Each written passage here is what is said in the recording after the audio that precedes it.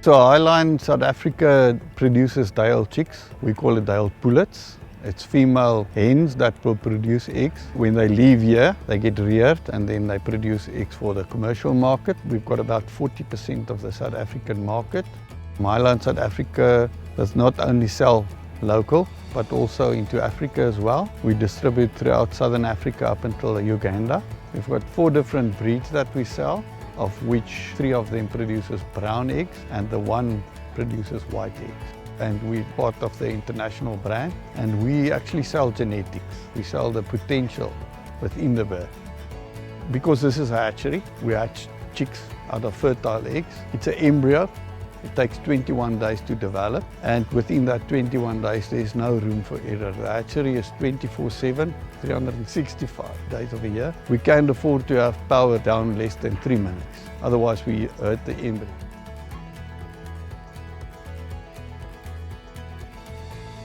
2022, we started with load shedding, serious load shedding in the country, and that had a risk for the company. And the risk was financial, and it was from a production side as well. So for the financials, we started with introducing generators. This is our primary source of electricity, and with that came a huge cost. So it wasn't viable or sustainable for the business going forward. You know, we did our homework, went into the market, got a few quotes, go the normal routes. Energy Gurus, I think from the beginning, they were very calm and collected, and they're very humble in the way that they do business. So that it resonated with us. They set up a process where they guide you through this process of installing new energy. I mean, we're not familiar with that. It's not our ball game.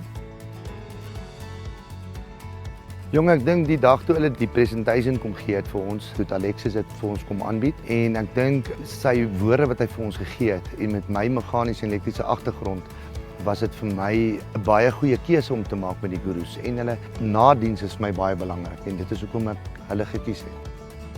When we met Highline, we understood from them quite quickly that they are really chasing 2 things. One is sustainability. The other was a pressing matter that they kept having downtime.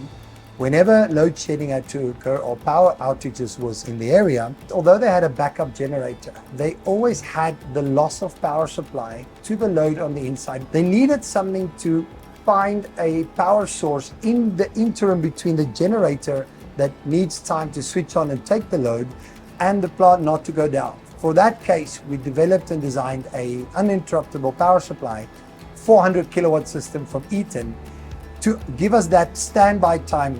In the same breath, having sustainability as a top priority, we had to add solar grid tie to the system. And what we've done with the solar grid tie is we utilized first and foremost the northern roofs. We had 2 Goodby 100 kilowatt inverters grid tied to the load as well.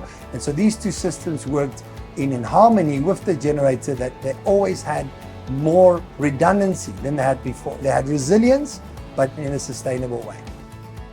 So we decided to do the first phase only solar, and that benefited us immediately with a 20% savings. And then we had a commercial proposal from them that they showed us the benefit of the financial savings. And then the second phase was forced into, because of the load shedding being so severe, we need the battery backup power.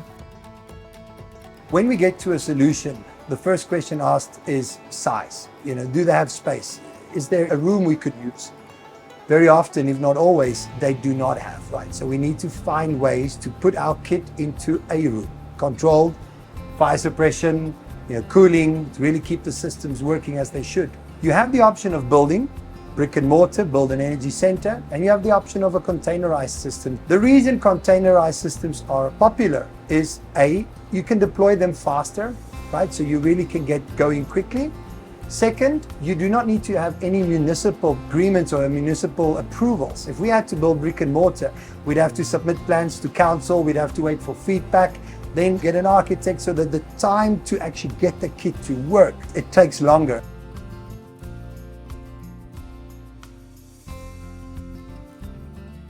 Even though sustainability was addressed with the first phase of solar and the UPS gave us the resilience, we saw in 2022, 2023, unprecedented load shedding hours. One could say the savings from the solar was just being dumped back into a diesel bill. We had to address the diesel cost to this consumer, and for this reason, we then sized a battery backup system with IES batteries 680 kilowatt hours, and our test power conversion system of 500 kilowatts to replace the generator itself. So the fluctuations within the power supply has been cut to zero. And that also helps us on the maintenance side because we've got very expensive controllers and equipment inside, and if you lose any controller, it's a lot of money. It's more than 50,000 Rand for one machine. We've got 30 machines in here, and consistent and clean power makes a huge difference.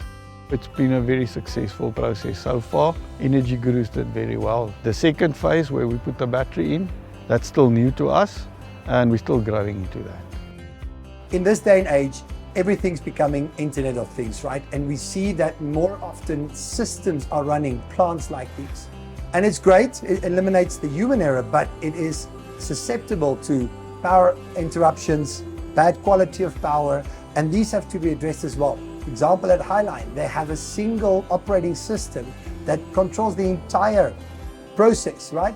And if that goes down, everything goes down. So with our system, although it's addressed all the other things like diesel usage and sustainability, the core of it still comes back to that we are keeping their heart, their absolute heart, up all the time with pure sine wave power, pure quality, and uninterrupted with resilience in battery after battery with generators all working together. So one addresses quite a few things here at the factory. So they took our hand from a financial perspective, from a production perspective, what our expectations is, how to manage our expectations, and then even now afterwards. So now we're using the batteries not as a backup source anymore, but as our primary source and saving from Eskom. So for us it means a third of the day we can be off the grid for now.